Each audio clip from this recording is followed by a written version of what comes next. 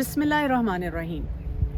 अल्लाह सुब्हानहू तआला ने सूरह अल-बकरा की आयत नंबर 204 में इरशाद फरमाया, और जो उसके दिल में है उस पर वो अल्लाह को गवाह बनाता है, वह हुआ अलतुल खिसाम, और ये शख्स सख्त झगड़ालू है। आज हम बात करेंगे बहुत से ऐसे लोगों की जो कि हमें डिफ़िकल्ट बिहेवियर देते हैं। सबसे पहली बात ये समझने की है कि हम में से हर शख्स कहीं ना कहीं एक डिफ़िकल्ट बिहेवियर दे रहा होता है, और हम ये बिहेवियर इसलिए देते हैं कि इससे हमें क्विक रिज़ल्ट मिलता है, लेकिन इसकी वजह से ताल्लुकात की बहुत ज़्यादा ख़राबी आती है, और इसकी वजह से हम बहुत से दूसरे लोगों का वर्स्ट बिहेवियर जो है वो अपने सामने लेकर आ जाते हैं।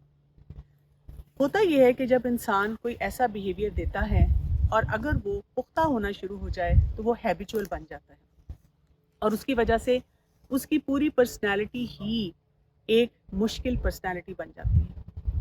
एक्सपर्ट्स ये कहते हैं कि लेस देन 10% लोग ऐसे होते हैं जो कि डिफ़िकल्ट बिहेवियर देते हैं, लेकिन उनके इस बिहेवियर की वजह से 50% स्ट्रेस बढ़ जाता है, डीमोटिवेशन बहुत ज़्यादा होती है, और ताल्लुकात का बिगाड़ भी बहुत ज़्यादा हो जाता है। सबसे पहली बात ऐसे लोगों से डील करने के लिए जो हमें टारगेट सेटिंग करना है वो ये है कि हमने उनके बिहेवियर को बदलना नहीं है, क्योंकि इस प्रोसेस में सिर्फ हम एग्जॉस्ट होंगे और वो लोग किसी सूरत भी ठीक नहीं होंगे।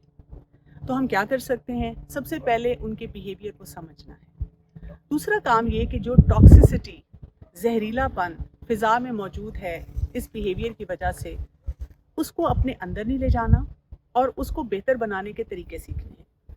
और तीसरा अहम काम ये है कि इन बिहेवियर्स के लिए कोपिंग स्किल्स को अपनी ज़िंदगी में शामिल करना है। आइए चलकर अब हम मुख्तलिफ डिफ़िकल्ट बिहेवियर्स को स्टडी करते हैं। पहला डिफ़िकल्ट बिहेवियर होता है जिसको हम कहते हैं एग्रेसिव हॉस्टाइल, और इसकी भी 3 इकसाम होती हैं। पहली किस्म इसमें होती है जिनको हम कहते हैं टैंक्स।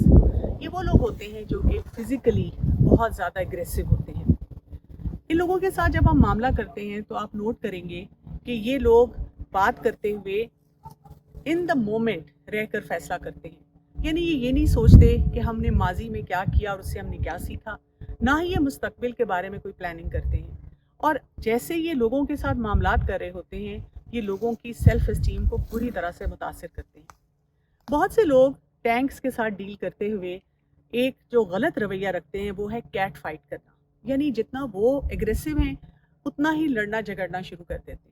तो ऐसे लोगों के साथ मामला कैसे किया जाए? ऐसे लोगों के साथ हमें अप्रोच बहुत सॉफ्ट करनी होती है, और उनके साथ मामलात करते हुए लड़ना झगड़ना नहीं है, बल्कि बहुत कूल रहना है, बहुत कैलकुलेटेड रहना है। अगर ये महरम है तो जब ये बात कर रहे हैं तो न्यूट्रल तरीके से इनके साथ आई कांटेक्ट करना है, और आई कांटेक्ट करने के बाद इनकी बात को मुकम्मल तौर पे सुनना है, ना एग्री करना है ना डिसएग्री करना है। और फिर इनसे बात करते हुए ये पूछना है कि आपने जो बात की, अगर आप इसकी मज़ीद वजाहत कर दें। आपने जो बात की, मैं इससे एग्री नहीं करती, अगर आप इस सिलसिले में मुझसे मज़ीद कुछ कहना चाहें जिससे मैं कन्विंस हो सकूं।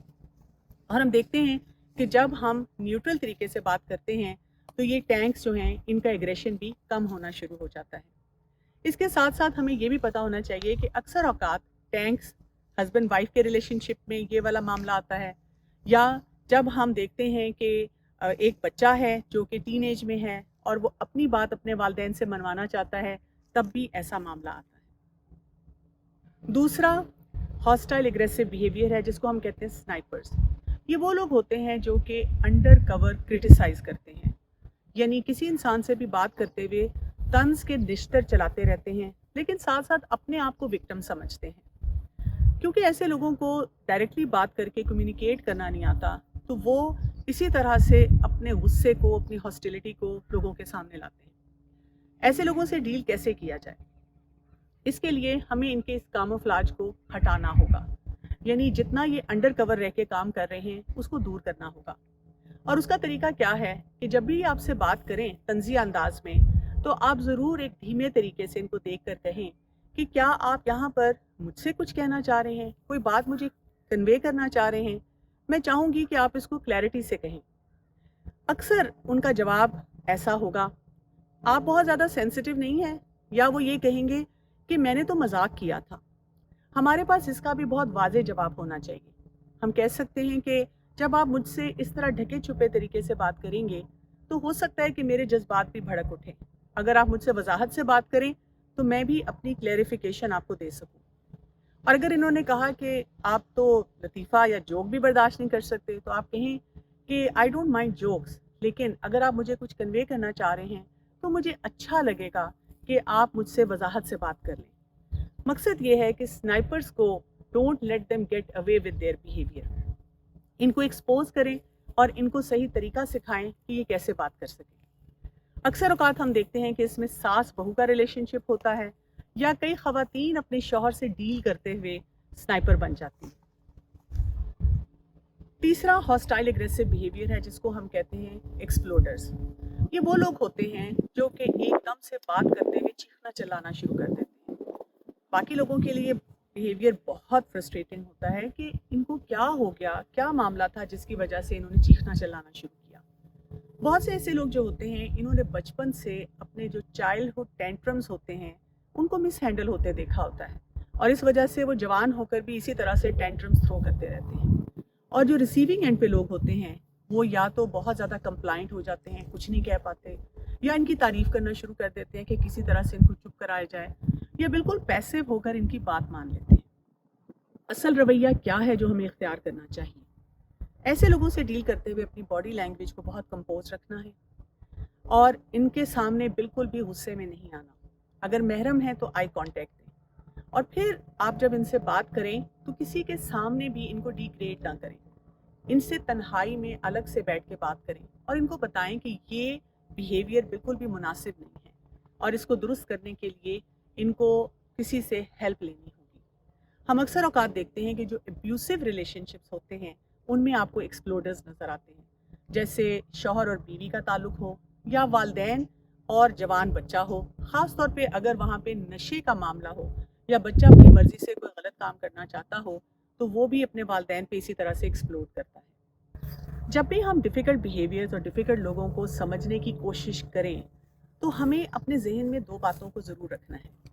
पहली बात ये सोचना है कि क्या मैं तो किसी के सामने ये डिफ़िकल्ट बिहेवियर नहीं दे रही? अगर है तो मुझे अपने आप को बेहतर बनाना है। दूसरी बात ये कि मेरे इर्द-गिर्द कौन से लोग हैं जो मुझे ये डिफ़िकल्ट बिहेवियर देते हैं, ताकि मैं उसके लिए भी स्किल सीखूँ, वो हुनर सीखूँ कि ऐसे लोगों से कैसे मामला कर सकूँ। इसके साथ-साथ किसी भी सिचुएशन में हमें एक बात असेस करनी होगी, और वो ये है कि आखिरकार जो भी मामला है, मुझे अल्लाह को जवाब देना है। और जवाबदेही का जो एहसास है, वो हमें ये सिखाएगा कि क्या बोलने का मेरा हक है, मेरा राइट है कि ये मैं बोलूँ, और उसके लिए मेरे अल्फाज का चुनाव कैसा होगा। और इसके साथ साथ मुझे ये भी याद रखना है कि दूसरा इंसान, उसके क्या हकूक़ हैं, ताकि मैं उनको भी किसी तरह से बुलडोज़ ना करती चली जाऊँ। जब हम ये दोनों मामलात अपने ज़हन में रखेंगे, और प्रायोरिटी हमारी क्या होगी कि हमने इस रिलेशनशिप को बेहतर बनाना है, तभी हम इन डिफ़िकल्ट लोगों के साथ अपने मामलात को बेहतर बना सकेंगे। अस्सलामु अलैकुम वरहमतुल्लाहि वबरकातुहू।